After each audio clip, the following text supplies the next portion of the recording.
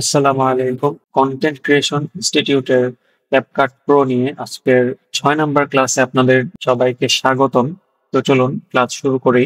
তো আজকে আপনাদের প্রথমে হচ্ছে ভিডিও এডিটের বেসিক কিছু দেখাবো, যেগুলো আপনারা মনোযোগ দিয়ে দেখবেন, কারণ এই বিষয়গুলো নিয়মিত লাগবে বা ম্যান্ডেটরি হিসেবে নিয়মিত আপনাদের প্রয়োজন পড়বেই। বেসিক এবং গুরুত্বপূর্ণ বিষয়গুলো ক্যাপকাট অ্যাপস সবসময় সহজতার জন্য হাতের কাছে রাখার চেষ্টা করে।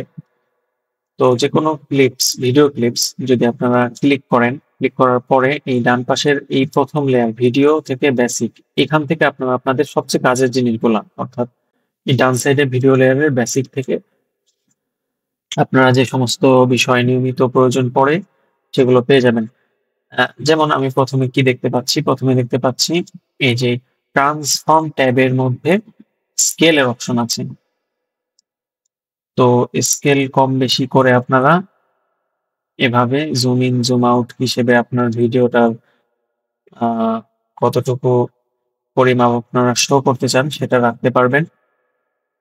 এরপর দেখতে পাবেন পজিশন। তো এই পজিশন আপনারা আসলে ক্যাপকাট প্রোতে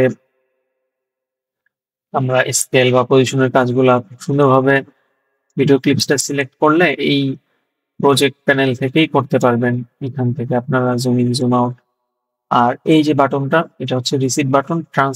সব রকম ট্রান্সফর্ম থেকে রিসিট হয়ে একদম যেভাবে ডিফল্ট ভাবে ছিল সেভাবে হয়ে যাবে। রোটেশন আমরা তো জানি রোটেশন কি জিনিস। সো রোটেশন কম বেশি করলে এভাবে রোটেট হয়ে যাবে রিসিট। ভিডিও সেন্টারে আনার জন্য বা যে কোনো ক্লিপস সেন্টারে আনার জন্য, যেমন আমি এটা চাচ্ছি যে মাঝখানে এইভাবে শো হবে, তো এটা আমি মাঝখানে কিভাবে আনতে পারি? এই যে আবার লেয়ারের এই যে মাঝখানে। তবে আমরা চাইলে এটা ক্লিক থাকা অবস্থাতে এই ক্লিপসটা এই যে এই মাঝে আনলে একটা চুম্বকের মতো এই যে মাঝে, আবার আরেকটু ডানে বামে করি আমি বা উপর নিচে করে, এই যে এখন এই ধরনের একটা লেয়ার তৈরি হয়, যেটা দ্বারা বুঝতে পারবেন যে মাঝ বরাবর হয়েছে।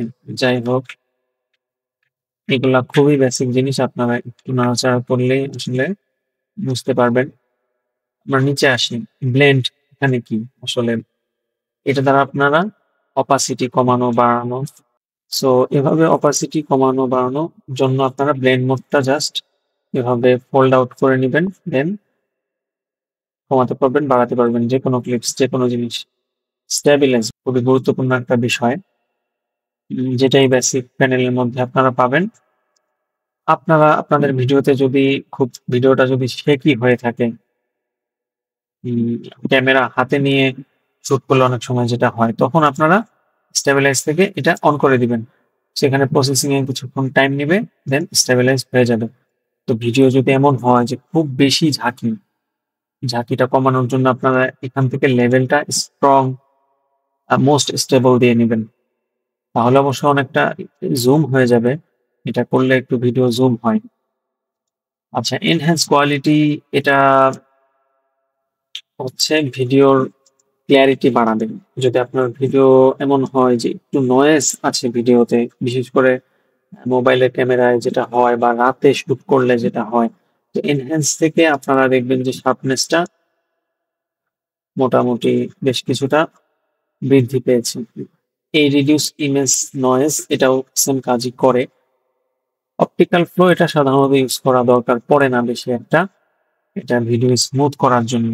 এটা দরকার পড়বে হচ্ছে যদি আপনারা স্পিড প্যানেল থেকে স্পিডটা স্লো করেন ভিডিওর, তো এইখানে আবার সেই অপশনটা অটোমেটিক দিয়েও দেয়।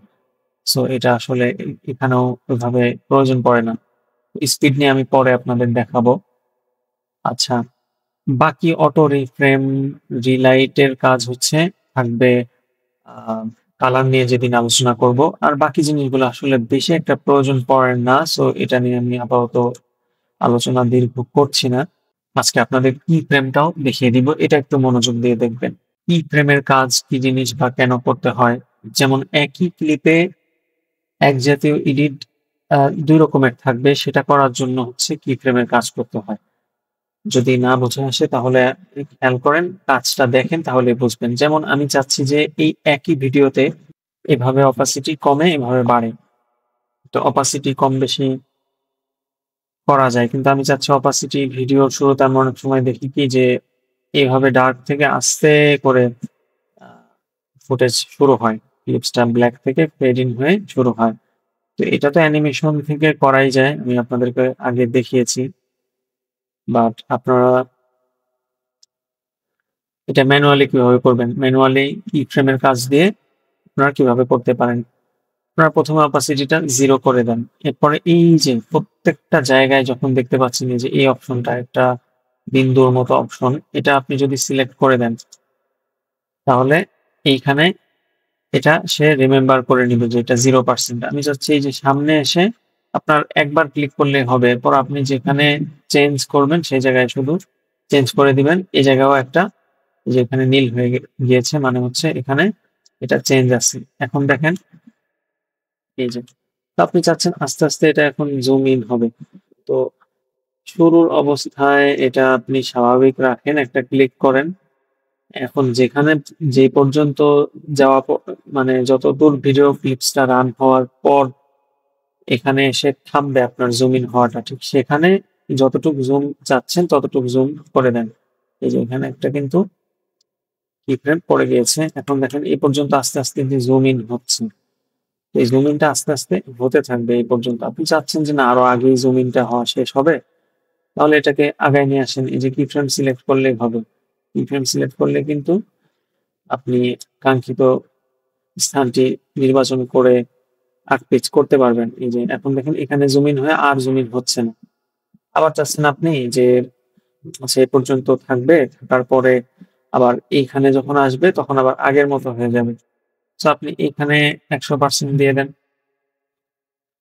ব্যাস। তো এখন কিন্তু দেখেন আবার আগের জায়গায় ফিরে আসছে। তো এইভাবে পজিশন থেকে নিয়ে শুরু করে সবকিছুতে আপনি কি ফ্রেমের ব্যবহার করে কাজ করতে পারবেন। তো কি ফ্রেমের বিষয়টা আপনারা অবশ্যই সকলে প্র্যাকটিস করবেন। ধন্যবাদ সবাইকে।